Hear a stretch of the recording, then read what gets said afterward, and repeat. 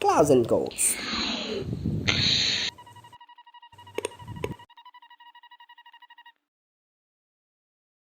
Fala, eu sou o Licão, você está na Clouds Codes, seu canal de game dev direto e reto. E hoje nós temos um grande update, um update tanto gráfico quanto mecânico. Finalmente o jogo está jogável. Bom, pelo menos meio a meio, porque agora os monstros já são gerados, os monstros já atacam, colidem, tomam dano, morrem e as ondas acabam. Então, teoricamente, o básico do básico do básico do jogo está feito. Mas vamos por partes. Bom, primeiro vamos explicar como é que funciona o conceito da onda, que são a geração de monstros na fase. No início da fase é aleatorizado a quantidade de monstros que vai vir na onda. Depois, o tipo de distribuição é sorteada. Distribuição, já falamos dela no vídeo sobre estatística, que é basicamente a quantidade de monstros que vai vir em cada lane. A lane é cada coluna que pode vir monstro. Bom, basicamente é gerado uma array.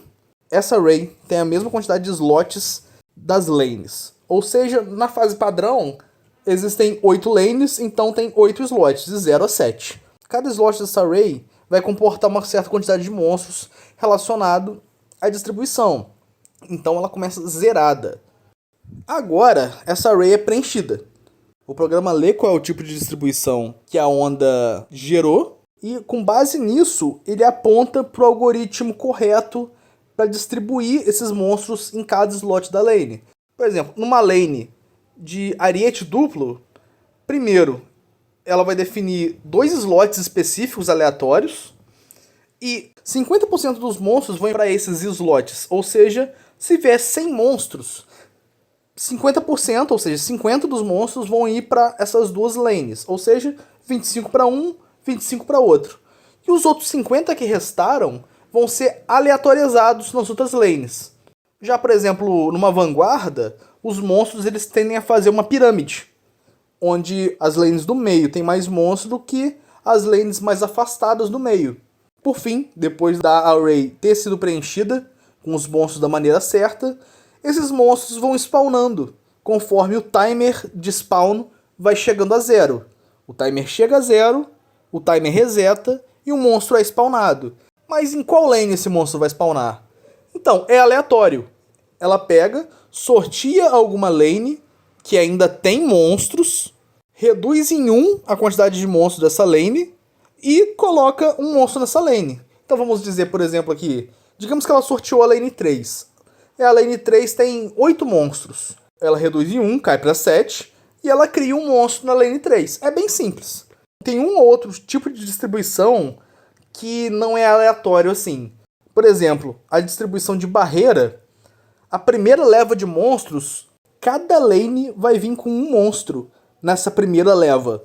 E depois vai ser aleatorizado, como é nos outros tipos de distribuição. Então, por exemplo, aqui, você pode notar que nessa primeira leva de monstros, eles estão vindo todos enfileirados. Mas depois dessa primeira fileira, eles vão vir de forma totalmente aleatória. Na vanguarda, por exemplo, também é outro tipo de distribuição que não é aleatória. Ela vem em forma de pirâmide, entre aspas. Por isso que eles são organizados em forma de pirâmide.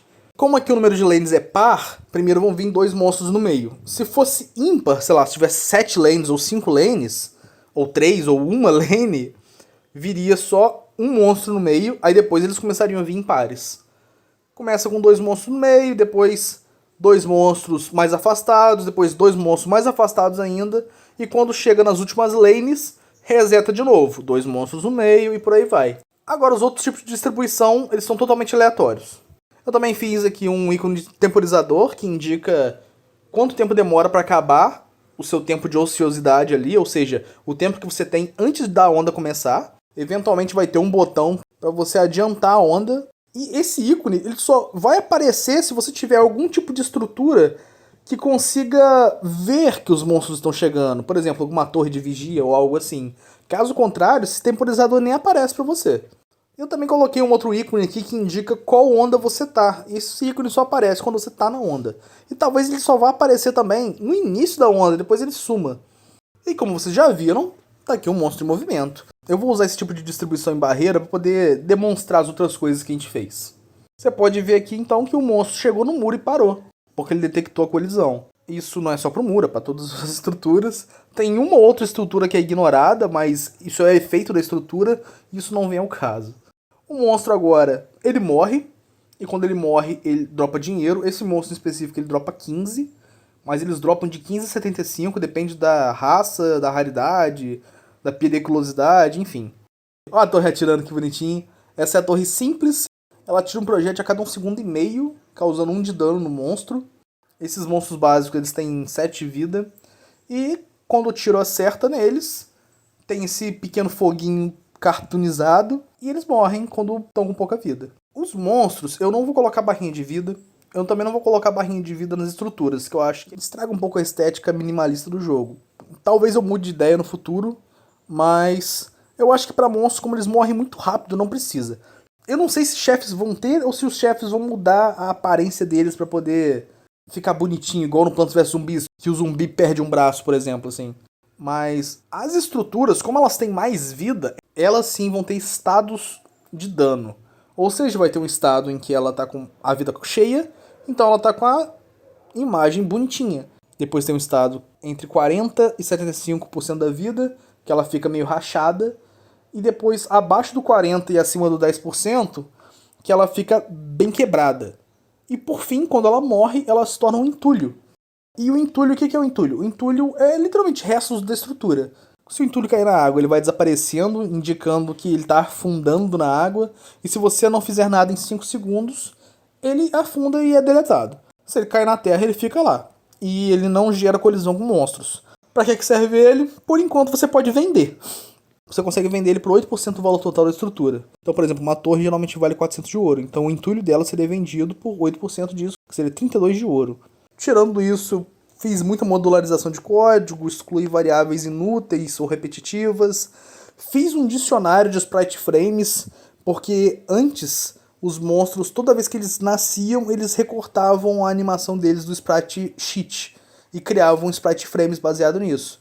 Agora, eles só fazem isso se algum outro monstro igual a eles ainda não tiver recortado essa animação.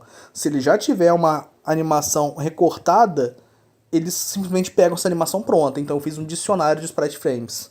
Eu refatorei também o sprite do monstro, que antes estava torto, isso estava me incomodando, então agora está mais certinho. E do muro. O muro, quando fica todo quebrado, antes ele tinha essa aparência.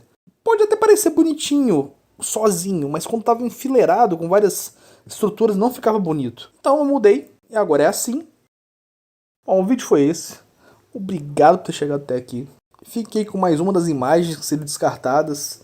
Vídeo novo toda sexta-feira, ao meio-dia. Muito obrigado por ter chegado até aqui. Beijo, beijo.